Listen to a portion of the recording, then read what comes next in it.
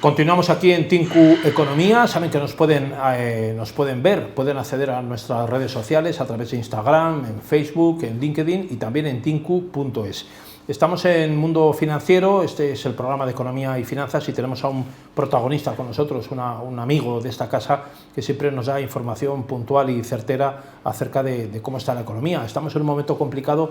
Hoy Núñez Feijóo decía que las acciones del gobierno están empujando a muchos inversores y a muchos empresarios a fugarse de España desde el punto de vista de su esquema empresarial. El país más cercano, desde luego, es Portugal, que es un país fronterizo y que es prácticamente seguir en la península ibérica para ejercer la actividad económica sin tener que estar bajo la regulación española, pero sí dentro del marco de lo que es la Unión Europea, es decir, se sigue funcionando en euros. Como saben, en la Unión Europea hay libre movilidad de capitales y de personas y Portugal es el país que muchos empresarios ya están tomando. El gobierno de España ya asume que hay un frenazo en la economía, ha recortado el crecimiento de España para el 2023 en torno a un poco más del 2%, y esto es una cosa mala en esta fase de recuperación en la que se supone que estábamos. Desde luego la guerra de Ucrania es uno de los datos que hay que tener en cuenta y que hasta que no se resuelva, y hay quien vaticina que va para largo,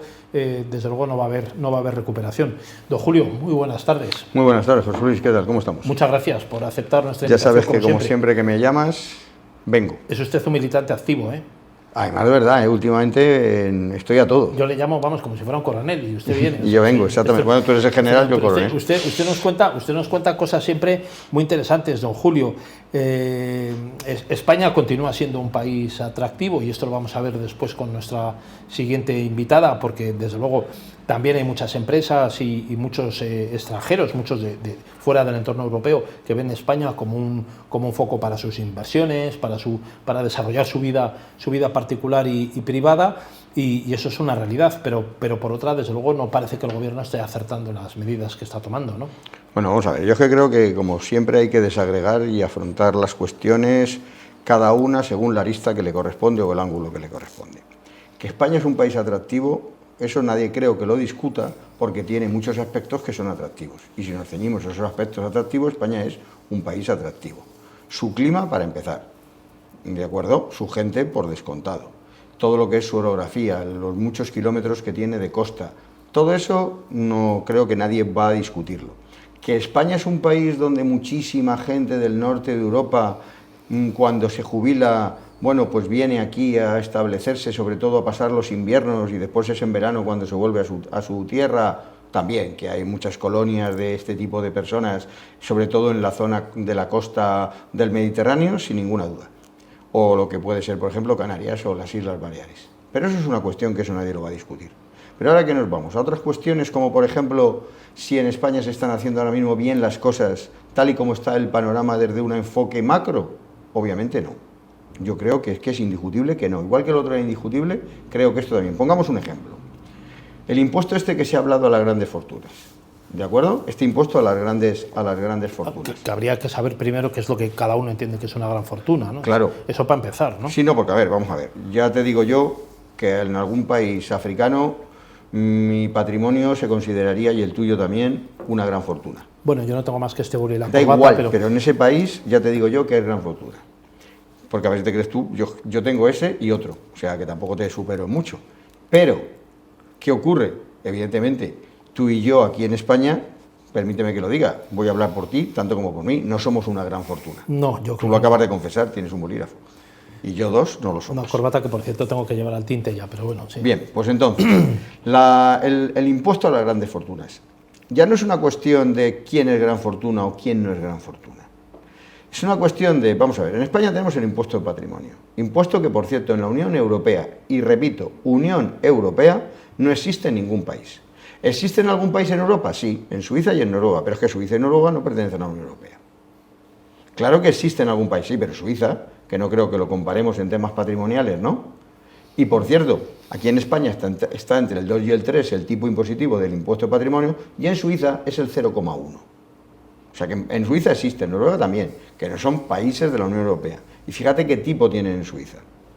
Aquí además, claro, ¿qué es una gran fortuna? Si ya pagan el impuesto de patrimonio, aparte de que ya pagaron el impuesto de la renta cuando obtuvieron esa renta, que después es la que constituye, si no la han gastado, su patrimonio vía ahorro, que por cierto, a su vez, lógicamente, como no es atesoramiento, sino ahorro, el ahorro precisa de inversión.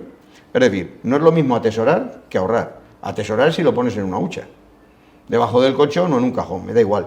Pero invertir y ahorrar es distinto, no es atesorar. Tú cuando ahorras lo colocas en un producto o en un activo que esperas que te dé rendimientos. Esos rendimientos pueden estar más o menos garantizados. A veces no están garantizados, pero normalmente cuando no están garantizados es porque la rentabilidad es superior a cuando están garantizados. Pero tú lo colocas en ese activo con la esperanza de que evidentemente finalmente te produzcan un rendimiento. Ese rendimiento tributa. Además, ese rendimiento o el movimiento de esos activos produce un efecto multiplicador, que es que facilita la economía. Además, atrae a otros inversores de fuera, mientras que este sistema de gravar las grandes fortunas, de manera reiterada, termina que, bueno, pues asustando o haciendo que se vayan los que ya teníamos aquí, que por cierto, tampoco son tantos. Tampoco son tantos. En términos así, vienen a ser unos 23.000 contribuyentes. Claro, solo de 20 millones de contribuyentes. Sí, de 47 millones y 20 y pico millones de contribuyentes en renta. Contribuyentes en renta, porque contribuyentes del IVA somos prácticamente todos. Todos los que compran una barra de pan o pagan luz. Exactamente, ahí todos consumimos y pagamos el IVA. Pero te voy a poner otro ejemplo. El impuesto extraordinario a los beneficios extraordinarios de la banca y las eléctricas. El impuesto extraordinario. Vamos a ver. Todo el mundo dice impuesto extraordinario es a partir de cierto beneficio todo lo que ganan de más. Y todo el mundo decimos, hombre, si ganan por encima de cierta cantidad, parece que es que eso debe de tributar un poco más. Bueno, a ver, eso es muy bruto. Porque ingresos extraordinarios están definidos en la ley. En la ley dice lo que es un ingreso extraordinario. Ahora se llaman excepcionales, se cambió la terminología, pero da igual. Un beneficio extraordinario o un beneficio excepcional es el que se consigue fuera de la actividad propia de la empresa, frente al beneficio ordinario, que es el de la actividad. Es decir, si tú tienes muchos beneficios ordinarios, ahí no hay ninguna cantidad que sea extraordinaria. El beneficio extraordinario es cuando se obtiene fuera de la actividad. Claro. Entonces, si lo que están pretendiendo es, a partir de un cierto límite de beneficio ordinario, llamándole extraordinario, que está mal llamado, conforme a la ley, se estaría grabando 2 veces el mismo beneficio, por la parte que va al tipo general, si es el impuesto de sociedades el 25%, y por la parte esta que ellos han llamado excepcional, no obedeciendo a una definición que exige la propia ley.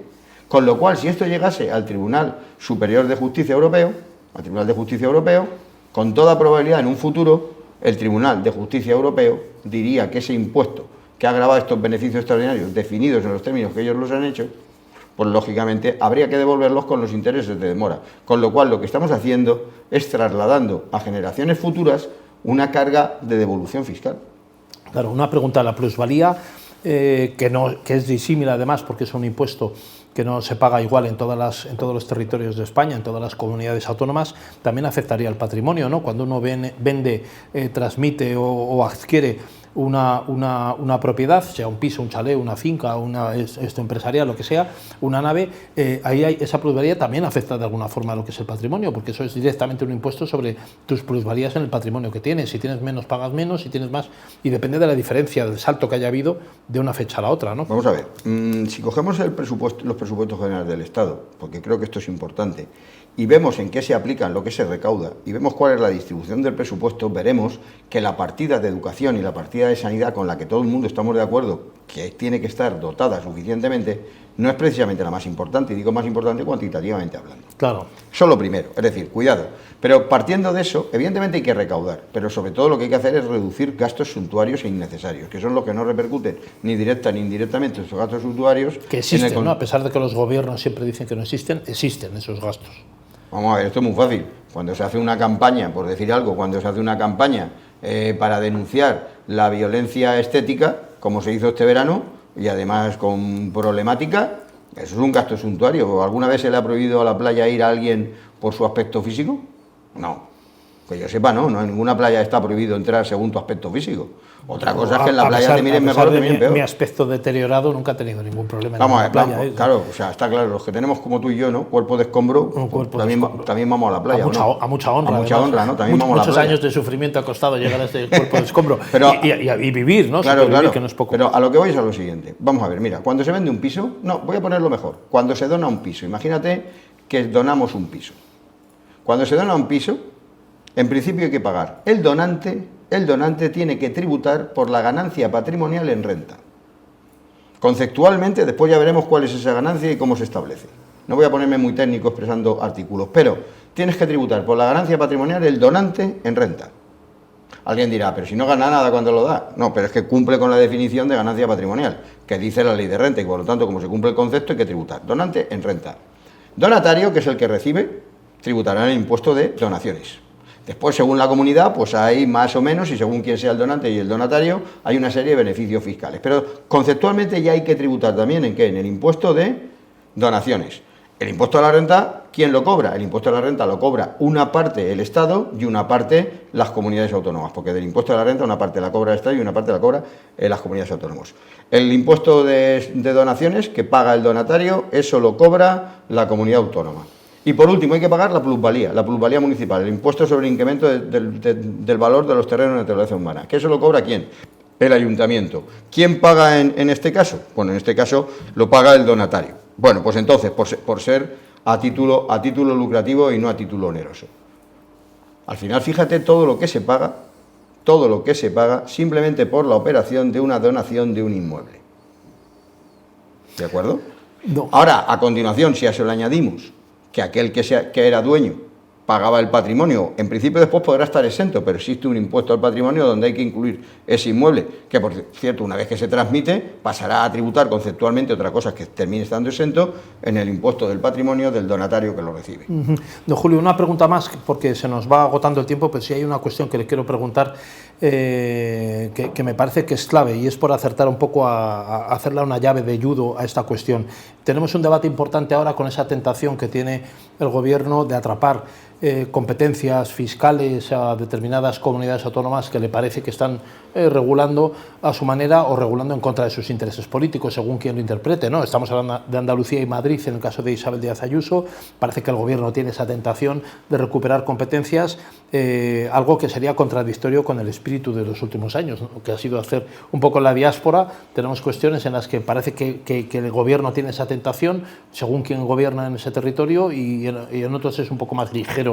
Claro. De cascos, ¿no? Ahora, lo que ha pasado es lo siguiente: el Gobierno venía siendo reacio a la bajada de impuestos. De hecho, no ha bajado impuestos, y los impuestos que ha bajado han sido impuestos indirectos, que se pagan exactamente igual con independencia de la renta. Es decir, disminuir el tipo de IVA de los productos de higiene femenina, no es por nada, pero esos productos de higiene femenina lo usan igual las mujeres que tienen una renta alta que las que tienen una renta baja. Y si se baja el tipo de IVA, pues beneficia por igual a unas y a otras. Eso no beneficia más a las más desfavorecidas económicamente. El Gobierno lo único que ha hecho ha sido bajar el tipo de IVA o darnos 20 céntimos a todo el mundo por igual, con independencia de la renta cuando vas... De que yo vaya con Mercedes o con... Exactamente, tú vas a poner gasolina, pones gasolina, pones carburante y a todo el mundo 20 céntimos. Es decir, todo lo que ha hecho hasta ahora, las bajadas que ha hecho, eran bajadas en impuestos indirectos, que no distinguen la capacidad económica. Bajadas igualitarias. Sí, vamos a decirlo así, desde el punto de vista cuantitativo de lo que baja. Pero ocurre una cosa. Llega un momento en que hay una serie de comunidades autónomas que en la parte de los impuestos que tienen cedidos o en la parte de recaudación, en la parte que les corresponde, no de recaudación propiamente dicho, porque no tienen en todos los casos la gestión recaudadora, en algunos sí. Entonces, en el impuesto de sucesiones, de transmisiones, ahí lo tienen cedidos a las comunidades autónomas, lo que es la recaudación, ellos lo recaudan. En el impuesto de la renta, quien lo recauda es el Estado, pero el 50% es para las comunidades autónomas. ¿Y ahora qué han hecho las comunidades autónomas? Algunas de ellas han dicho: en la parte que a mí me corresponde, voy a adoptar ventajas fiscales para mis ciudadanos. Y ahora el Gobierno, ¿qué ha hecho como respuesta? Evidentemente, ha sacado ya un proyecto de unas modificaciones tributarias, pero de momento en ese proyecto las únicas rentas que se benefician del trabajo son las que están por debajo de 21.000 euros brutos al año. 21.000 euros brutos al año. Con 14 pagas, eso significa una renta neta mensual de 1.200 euros. Fuera de eso, los demás de momento no se han visto beneficiados. Mucha gente no tiene ni siquiera esos 21.000, pero evidentemente no es la cantidad. No, vamos a entre 21.000, a ver, hasta 30.000, ¿no? Por lo menos yo creo que hay un recorrido para que hubieran hecho también algo a favor de la gente que tiene rentas hasta 30.000. Puedo entender que por encima de 60.000, bueno, pues sean, vamos a ver, reticentes a hacer bajadas en el impuesto de la renta, pero hasta 30.000, no nos engañemos, el que gane 30.000 y tenga 2 criaturas a su cargo y menores de edad, tampoco está para muchas alegrías, ¿eh? Claro, a ver si podemos hablar la próxima semana también de la Cuando diferencia quieras. que hay entre el sector público y el privado, esas subidas de impuestos Cuando quieras. y también de renta que tiene previsto el Gobierno acometer en 3 años para los funcionarios y empleados públicos. Don Julio Bonmatí, muchas gracias. No, gracias a ti como siempre y sabes que es un placer. Por aceptar Repetiré nuestra cuando tú invitación. quieras. Gracias. No se marchen de ahí, volvemos en unos instantes.